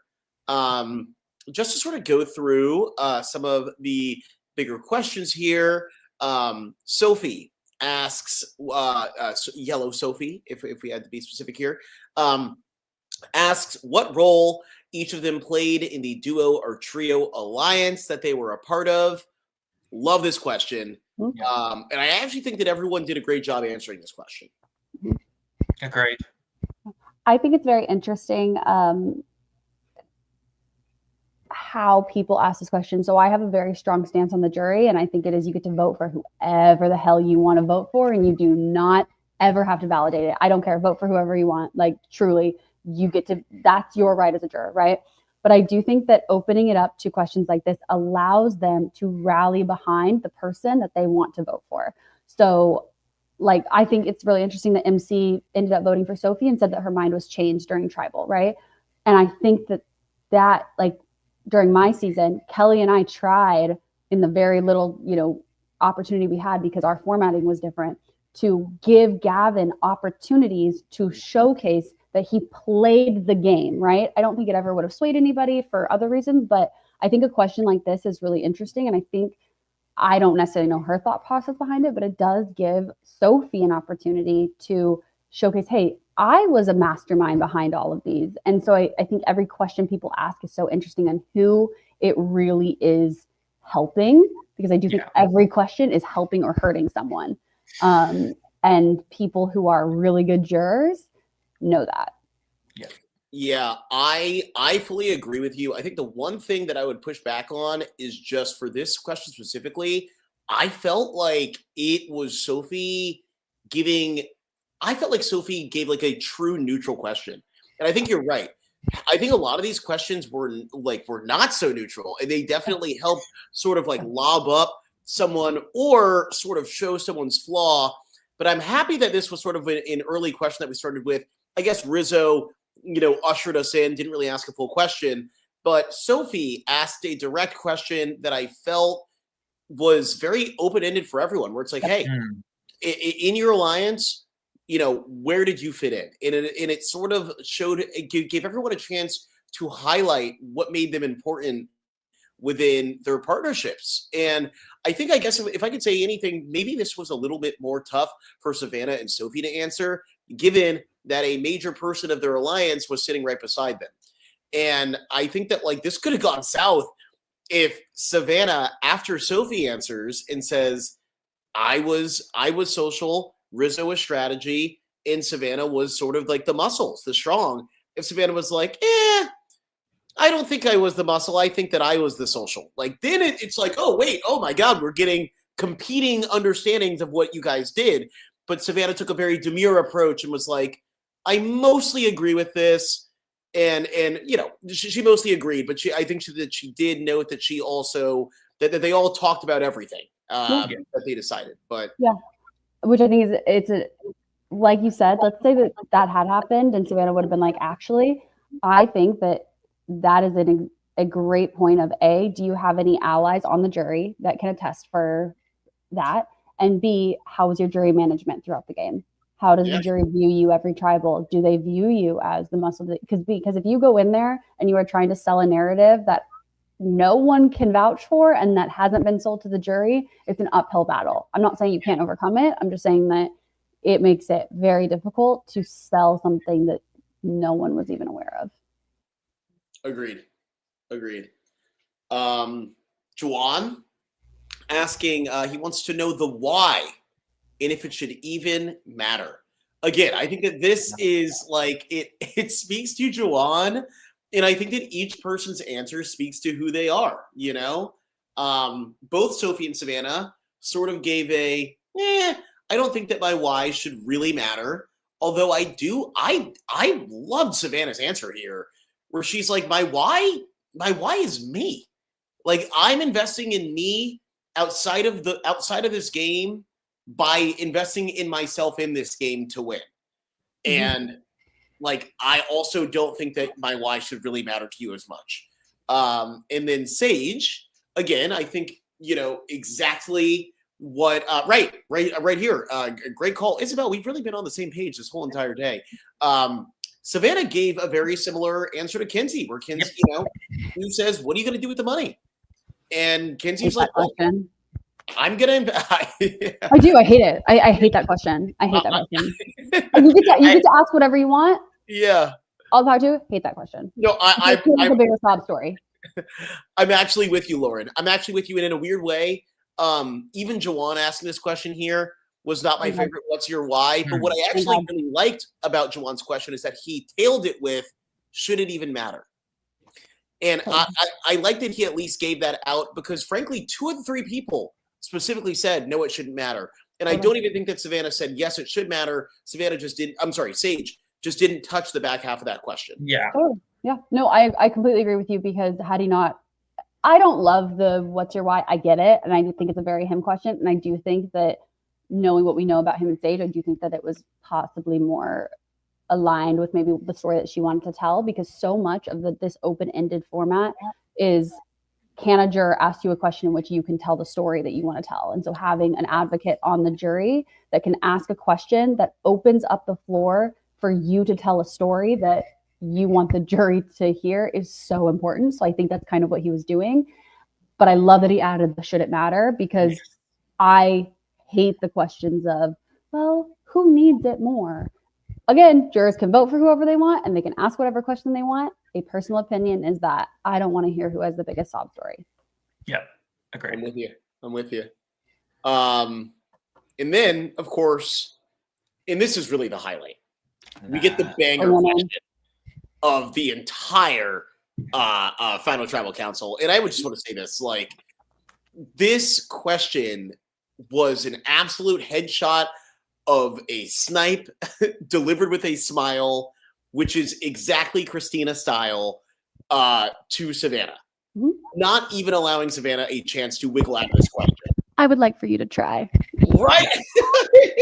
it's unreal. Not even allowing her to wiggle out of it.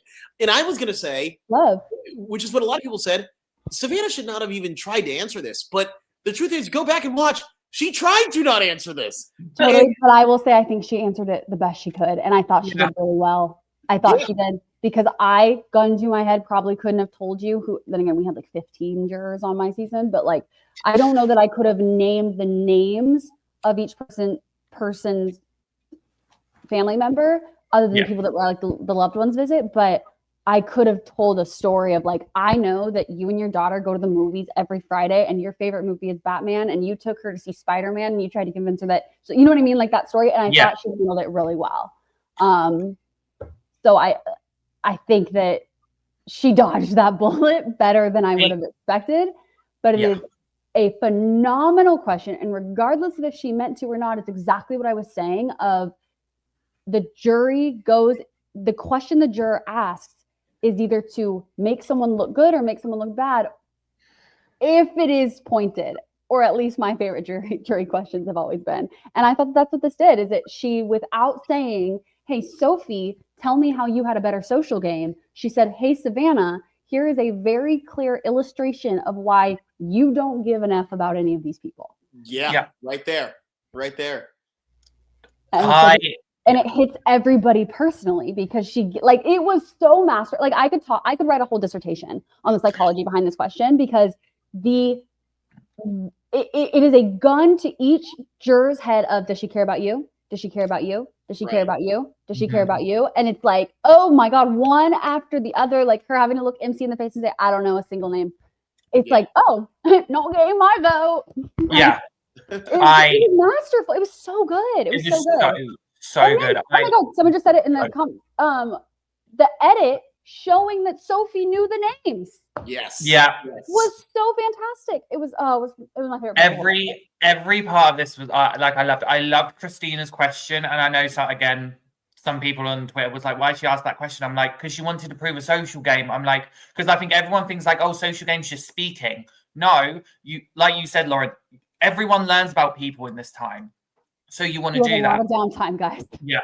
And I think Savannah answered it the best she could. And I think she did a great job at going, okay, I can't name anyone. I know you're the oldest of 3. I can't name anyone. I know you have 2 kids. You have this, you have that. I thought everyone did a great job regardless. And like Amy's kind of just said it, like people online were very divided on what they thought about this question. Regardless, it was good.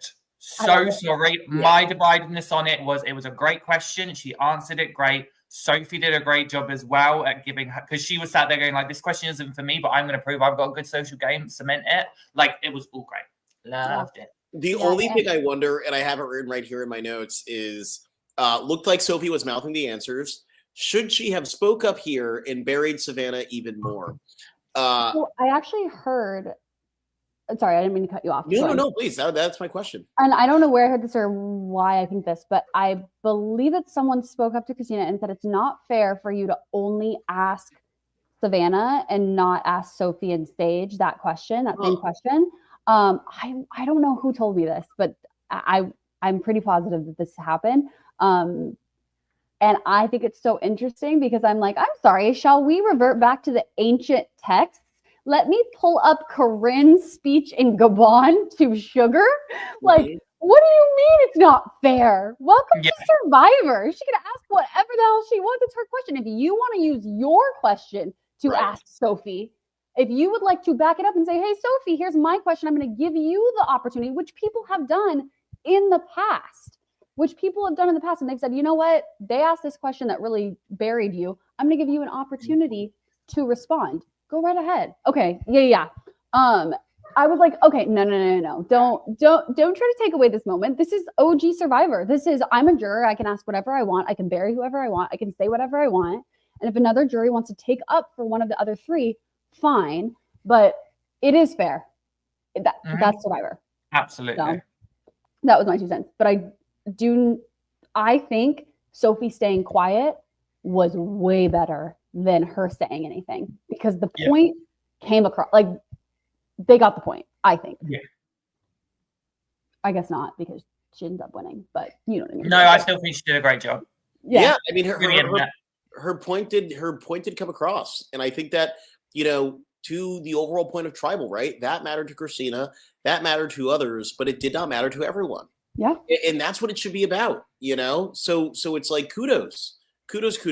Just one last thing I do want to call out, and obviously a bit more happened in this Tribal, but I think the other sort of big highlight here is a response to MC's question, or I think that it might have been either MC or maybe Nate's question, but basically it was about each of them. How did you influence a vote?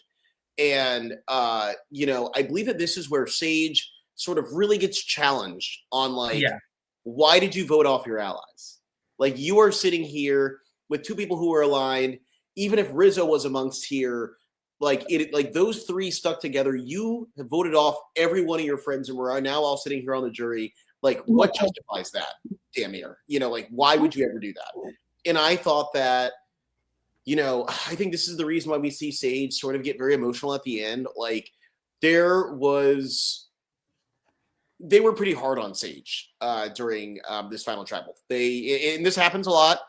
There's one there's one final 3 member that sort of really, really gets the short end of the stick, and it was definitely Sage here from what we saw.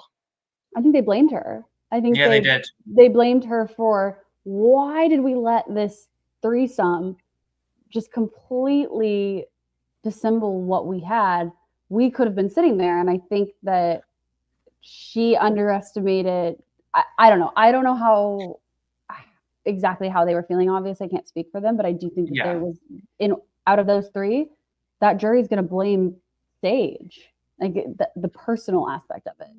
Yeah, it's a tricky one for me because I think two things can be true at the same time. Yes, Sage was the reason quite a few of them went home, but in the same breath, I think Sage could have come back to kind of the early jurors and go, she wanted Savannah out for so long, and after a while she had to change things. And that's where I would have been like, I tried. You got good on it, so I then adapted. I also don't think that Sage is at fault. I would have sat there and been like, babe, the goal is to get to the final 3. I can't win if I'm not on the court.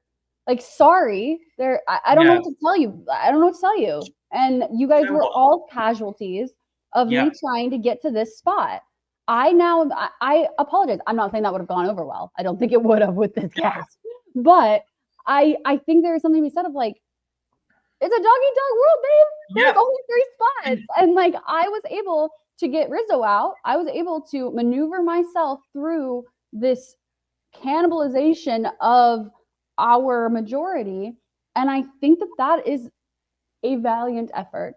I'm not saying that you're not going to end up with a pissed off jury though. And I think that's what makes Survivor the best show on. Yeah.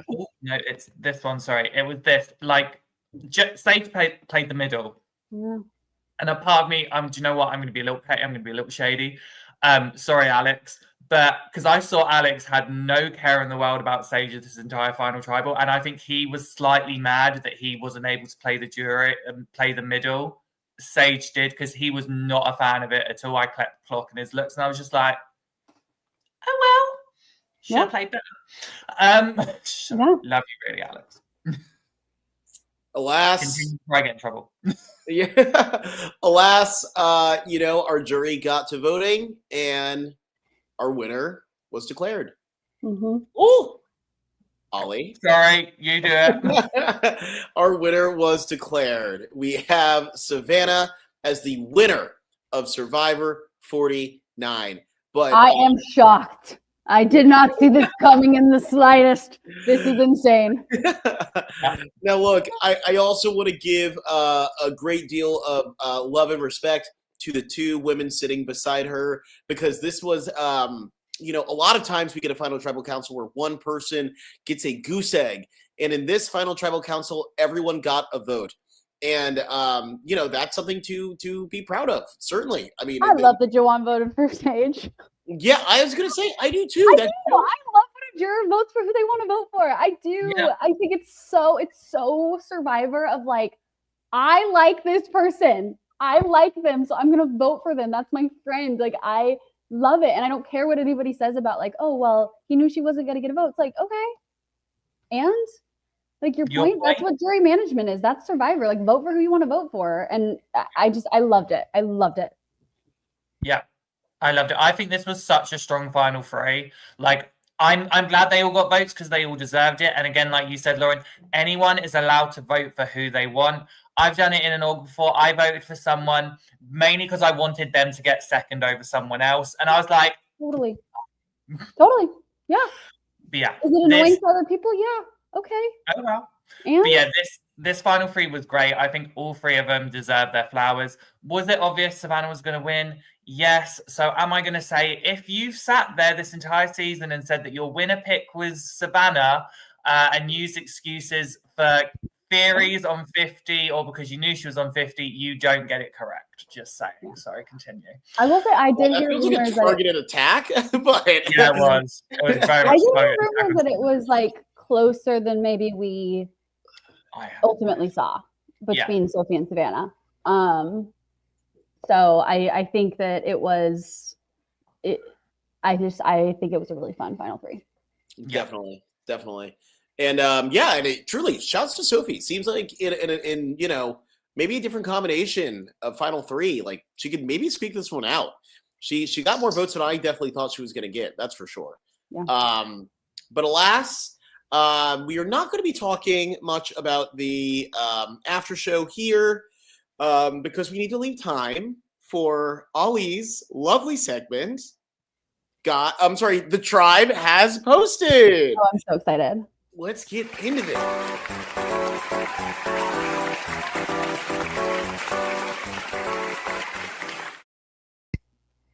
little intro. Yeah, I Yes, like the tribe has posted. Basically, for those of you that do not know, if you're just tuning into us, hi, welcome. Firstly, like and subscribe, thanks. But the tribe has posted. What happens is after every episode, I go and scroll through social media because I'm a nosy bugger and I want to see what's going on because I want to see if there's any drama.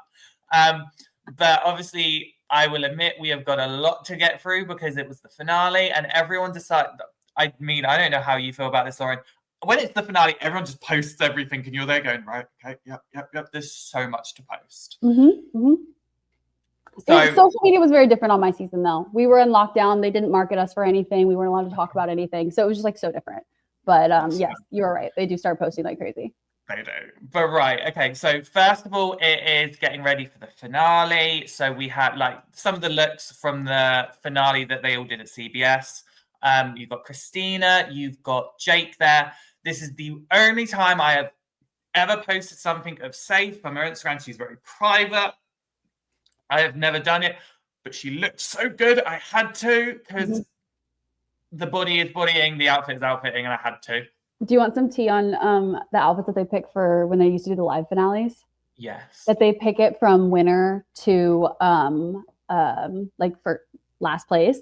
And so when we had to bring in 3 options for our finale look, and mind you, we're like all on stage together, so you couldn't have the same colors. So it went from first-ish place, but they would just bring the final 3 in. Those final 3 got to pick their outfit. Then 4th place picked his outfit, and then I came in and picked mine. And then the person like so on and so forth. And so if someone that finished, I guess, did better than you, picked the color that you wanted to wear, then you had to pick something else. I know. I know. They obviously don't do that anymore, so you can wear whatever you want, which I think is fun. But I do think that's like brutal. I know, because someone on my season had a dress that they wanted to wear that was the same color as the dress that I picked. And so there was drama there, which I didn't know. Can't wait for that after the podcast too. I didn't know. I was like, all right. But moving on, we have then got, obviously, it is finale night. You've got MC. These are all MC's picks. Showing Sophie, showing Stephen, showing her Hina lot. Sophie S also looked incredible that night. And then just some funny things we saw from the Survivor CBS account, because that was popping off for once. Sage and Shannon finally got their hug. And it was also Christina and Savannah got their picture together. But what killed me, and this is well done to whoever runs the Survivor social media team, it was the Wicked song, the Loathing Unadulterated. I was like, funny. Well done. That's funny. And then I think after this, we're getting into the posts that everyone does, because now it has become symbolic that you do an Instagram post thanking CBS, thanking everyone else. So this first one is Christina's, and the first bit is the girl who has never been camping voted out because she was a threat at making fire. That's the beauty of Survivor. She then goes on to do a big thank you. You can pause and then read it, because I'm not going to read every single thing. We will be here all evening. Then it is Mr. Rizzo. He has got his big spiel as well. I have got a little thing for Rizzo, though. He's got other things. He got voted player of the season by another account, which was great. And then the middle one was, I think, his Insta story, where it was his evolution from day 1 to when he got voted out. And then the final one was his Insta story, where it's when the Riz God loses but immediately comes back for 50. Cinema.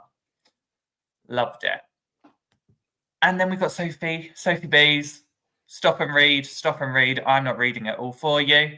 And then a couple of cute things from Sophie B. You have got her family. She's posted when her family came to her at the airport and sending all her love.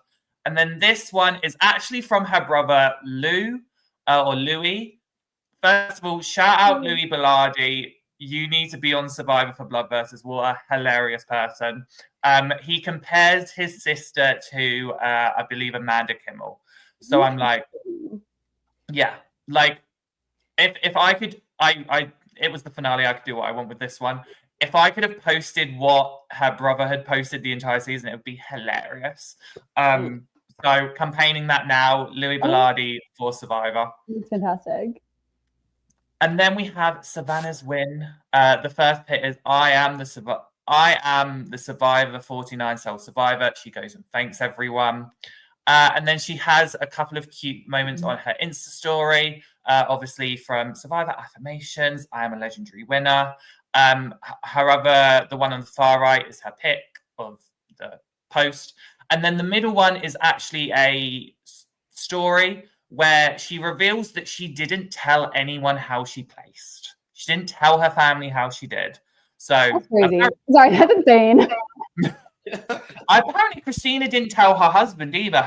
She did not let her husband That know. is, they are way better than me. I'm telling you. I got off that plane. I had a 2-hour drive home back to my hometown. I didn't shut up about my season for a year. Like I called my mom and dad because I got home from filming and then I went to grad school and on the phone every single day being like, so let me tell you about this. Like I told them we were not to the car yet, and I was like, I messed up. I got fit. Like you guys held this.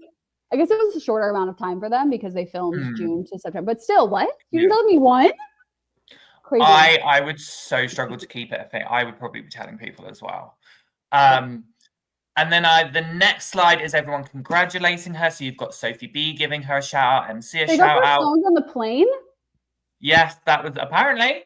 Well, I assume this could have either been on the plane home or when they were going Doesn't to matter. LA. Either way.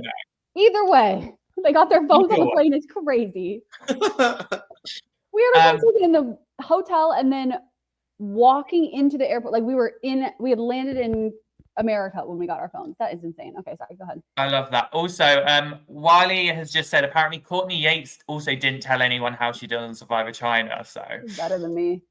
I was going to say credit to them. And also, the only other person that I was able to find a thank you post from was a lovely little Angelina from Survivor 50. I was like, do you know what? She's next season, so why not just bring her in? Who knows? This could be like a telling thing of they work together. That's why I just wanted to dream. I just wanted to dream about that. And then a couple of tweets from the finale. So you have Christina. I was 20 minutes behind on that puzzle and still came in third. I know, Phil, you were there, being how many times she fell. Apparently her knees still hurt. I'm not surprised. They looked like bad falls. Some of them. I was like, oh my God, someone stop the challenge. Lord. Right. I mean, she was there going, no, I'm fine. And then also Riz God, had I known I was going back on 50, I wouldn't have played my idol and taken it with me. I thought that was quite humorous. Because to be fair, he didn't really need to play that idol at any point because he was actually doing a very good job at making people think he was. Right. Again, we then have with the vote. A couple of cute and funny things. So this first one is actually from Mike Bloom. And this is Christina talking about her, obviously something that it's pre-season. She talks about something that stood out from her from previous seasons. She talks about season 1 and then goes on to say about knowing your family members. People should know what's going on. And actually says that if I was on the jury, that's the question I'd ask. And she asked the exact same question she was going to ask when she mentioned it pre-season, which I think is very cool. That is interesting. And then a cute little TikTok from Sophie where she's given MC and Christina little gifts for voting her to win, which I thought was so cute. And I'd probably be like, thank you for voting for me. I know I didn't win, but here's a present. Thank you. Thank you for believing in me. I feel like that's just quite a cute thing. I will say Sophie B has been killer when it comes to the TikToks after this season. She's posted so many. Because I think we're about to get into some more. Yeah, because this is Tres Leches. You've got Sophie B. You've got Savannah as well. I think they're all Sophie B's. Maybe the first one is Savannah's, but showing the Tres Leches alliance is there for Familia. And then these last few ones are just cute little ones that everyone's been showing. You've got Jeremiah, who has showcased all of it, with a cute little Venus spot from season 46. And then a couple more things. The first one is a reel that MC did, showcasing her lot. The middle one is a story from Jake, showing his love with his little bromance. And then the one on the far right is Christina showing her love for her village, which actually is a special shout out to Alex and MC, which was really cute. More things. You can pause and look at it. Trust me, I literally had I could have made like 10 more slides, but I tried not to. I had to be very good. The final one, though, that I am going to post is Sophie B. I'm going to give Sophie B our like social media award if we did one this season. Like, she killed social media content this season. She made a little video of her and her castmates doing a lip sync, doing a song. I highly recommend and go and watch it. It was hilarious. Yeah, so go check out her Instagram for that because it's so funny. They're lip syncing, they're all doing funny stuff. Go watch it. That's so fun. Now we're going on to the polls. So for anyone that does not know, on X, I will post polls on Survivor Now Pod. You get your chance to answer them and have your say. This is Phil's favorite part of this segment because he never knows what the answers are. So the first poll is, what is the most threatening thing going into Final Four? Is it fire-making skills? Is it a jury threat? Is it a challenge beast? Or is it your closest ally? So I'm going to go to Phil first. Phil, what would you have picked, or what do you think majority has picked? I do need clarification. Answer number 3, challenge beast. Is that Mr. Beast at season 50's challenge? No, we're not doing that. We are not doing that. How dare you? Most threatening thing going into Final Four would probably be the challenge beast because they make the decision.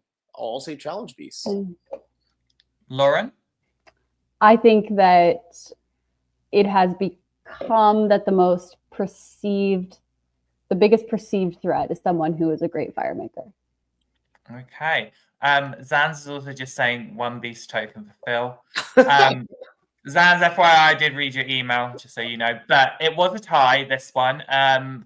Fire making and jury threat were the two big ones. I'm telling you, like, this is what I was saying. Nobody cares anymore. Like, they don't take into account winning the challenge because no one's seeing it. Like, the jury's not seeing it, and so the jury doesn't care as much. Oh, I could write a whole paper on this. Because you're right. It should be. It should be the challenge beast. Like, they're gonna win. Yeah. I think so too. I'm with you. Right. The next one is: do you think do you like that Sophie did not let anyone plead their case when it came to fire making? Yes, focus on fire. No, let them plead or decide at tribal. Lauren, I'm going to go to you first. What one are you going for or think was majority? I think that we should let them plead solely because as someone, if I was in that position, would like to hear what other people's strategy is going into Final Tribal, because whatever they're telling me is going to give me a ton of insight into how they perceive their strengths and how they perceive the other people in the game. And so I think it's really fun. I also think as a TV viewer, it's always fun to see people sweat it out. Also, they should know how to make fire, and I stand by that. Nice. Phil? I'm going to agree with Lauren. I think no, let them plead. Because even if I won, I'm going to make ultimate decision, but I at least want to know what everyone's argument is. And maybe it'll at least speak to how they're going to be in a final tribal council performance. We're getting close. I would let them plead, even if I knew that I was going to be making ultimate decision and really wasn't going to be thinking about what they said much. I want to hear what they have to say. As a rule of thumb, the more you can get someone to talk about what they think, the more insight you have into their mind, like the better, 100%. But although I do want to throw this out there, this is such a good thing to throw out. Tony pleaded, and look what happened. That is so true. I feel like Wu probably would have taken Cass if he did not allow Tony to plead. So maybe this is the wrong decision. Totally. But that is my decision. Well, great call, though, Daryl. It's a shame that, you both are in majority. 55% said no, let them plead. And the final one is, which of the final three's games would you have voted for to win? Oh, come on, Ollie. Stages, Savannah's, or Sophie's? I had to try and put obviously some adjectives. Is that the word? Yeah, adjectives into them. Would you have voted for Sage, Savannah's, or Sophie's? Phil, you're itching to go. You were very close, Ali. Adjective. Yeah. I'm going to go with Savannah's. Yeah. And Lauren? It's such an unfair question because we Right. are only seeing what they've told us to believe. Like, and I firmly believe that jurors vote for whoever's game they feel like validates their own the best. And so from like a person, if it was my game, I probably would have voted for Sophie maybe because that game would have been, I'm not saying Sophie deserved to win in this context. I'm saying that if I was a juror and Sophie's game was laid out to me, I was in the minority the entire game until I was able to kind of put together a majority. So I get Sophie's scrappy game. I don't think you can vote for anybody but Savannah, though, having seen what we saw. And Ollie? you think the majority have said that? I think the majority have said Savannah. Yeah, that's my guess. Well, Did they say Sophie? this is really awkward. I'm so sorry to tell you both. No, it was Savannah. Okay, Savannah, I was like, fine. wait, there's like no way. Was Like it- they added, like they What? did not give us an option. Savannah Yeah. got 50%. Sage did get 36 though, with Sophie only getting 14%. Interesting. Yeah, but those were the polls. Obviously, that's the last one for 49 before we get to 50. But just remember, Survivor Now Pod at X, we will be doing this again for 50. But that was the final tribe is posted for this season. That was so good. Woo! Well, Ollie, thank you for a marvelous final Tribe Has Posted segment for the end of the season here. But more importantly, Lauren, I want to thank you. Thank you for being here, joining Ollie and I to talk about Survivor 49's finale. I thought that it was super, super fun. And while maybe we were tipped off to the fact that Savannah might win, I'm happy to see the journey along the way. Lauren, where can people find you? What do you got going on coming up? Oh yeah, you can find me on Instagram. I really should write down my Instagram name because I have 2 A's in it and whatever. Anyway, Instagram and TikTok. I'm getting back on TikTok this month, so you can find me there. And then all next season, I'm sure I'll be talking a lot more Survivor with everybody because I'm so excited for season 50. There we go. Well, you are always welcome back here, and the audience clearly loves you. Let's see. Zan wants to know, Lauren, do you have anywhere where you talk about your approach to storytelling and building impactful content? Oh my gosh, I don't yet. But if you go to my TikTok, I probably will very soon, actually. Ooh, there we go. Yeah, I The love audience asks, and Lauren delivers. And Lauren delivers. that. Oh, I see that. Lauren did And this Rick right here, Aubrey. Lauren played with Rick and Aubrey. Okay, now we're getting into the obvious. Team Aubrey all day. I am like, I'm just her biggest fan. Season 50, I will be wearing Team Aubrey t-shirts all day, every day. That's right. I'm sorry, Daryl Seymour. I didn't realize the reason why you were saying this. That's right. You have 2 of your former castmates that are going to be on season 50. I got to hear what you have to think. Just real quick right now. We're almost 2 hours into this. I know. I'm sorry, guys. I really need to not talk so much. Well, please. I mean, look, no spoilers, but are you... Oh, I don't know spoilers. I make it very okay. clear. I do not like spoilers. I don't know anything. Okay. Well, then what do you think? Talk as much as you want, please. I am so...